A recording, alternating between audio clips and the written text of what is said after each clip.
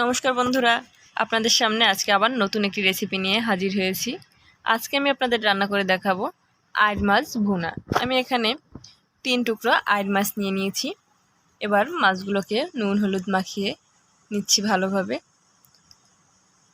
পরিমাণ মতো নুন ও হলুদ নিয়ে নিয়েছি। এবার মাছের গায়ে ভালোভাবে হাত দিয়ে মাখিয়ে নিচ্ছি, যাতে সমস্ত মাছের গায়ে নুন হলুদ ভালোভাবে মেখে থাকে। আপনারা চাইলে এখানে একটু লেবুর রসও দিয়ে দিতে পারেন।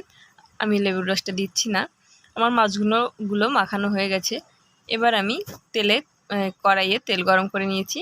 এবার কড়াইয়ের মধ্যে মাছগুলো দিয়ে ভালোভাবে উল্টে পাল্টে নেড়েচেড়ে ভেজে তুলে নেব।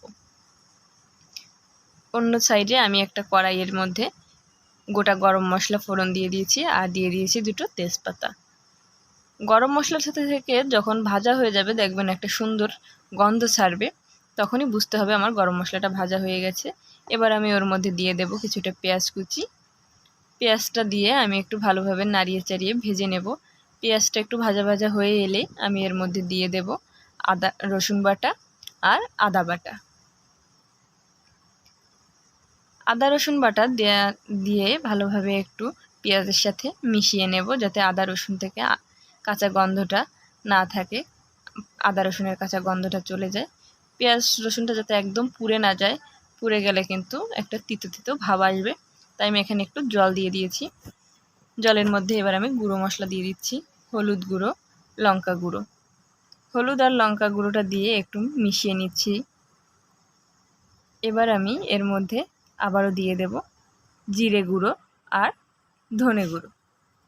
আপনারা আপনাদের আন্দাজ অনুযায়ী দেবেন। আমি যেহেতু এখানে 3 টুকরো মাছ নিয়েছি, আমি আমার পরিমাণ অনুযায়ী মশলাগুলো যোগ করেছি। এবার আমি মশলাটা রেখে দিয়ে কিছুক্ষণ অপেক্ষা করব। যখন দেখব মশলাটা থেকে তেল ছেড়ে দিয়েছে, তখন আমি এর মধ্যে জল যোগ করে দেব। আপনারা যতটা পরিমাণে গ্রেভি করবেন সেই অনুযায়ী তার থেকে একটু জলটা বেশিই দেবেন। আমি এখানে আমার পরিমাণ মতো জল দিয়ে দিয়েছি। জলটা যখন ফুটে উঠেছে, তখন আমি আমার ভেজে রাখা মাছগুলোকে এর মধ্যে দিয়ে দিচ্ছি। মাছগুলো দিয়ে আমি ঢাকনা চাপা দিয়ে অপেক্ষা করব যতক্ষণ না আমার ঝোলটা টেনে যায়। দেখুন আমার কিন্তু গ্রেভিটা প্রায় রেডি হয়ে গেছে। এই পর্যায়ে আমি মাছটাকে নামিয়ে নেব। রেসিপিটি ভালো লাগলে লাইক, কমেন্ট ও সাবস্ক্রাইব করে দেবেন। বন্ধুদের সাথে শেয়ার করে পাশে থাকবেন। ধন্যবাদ।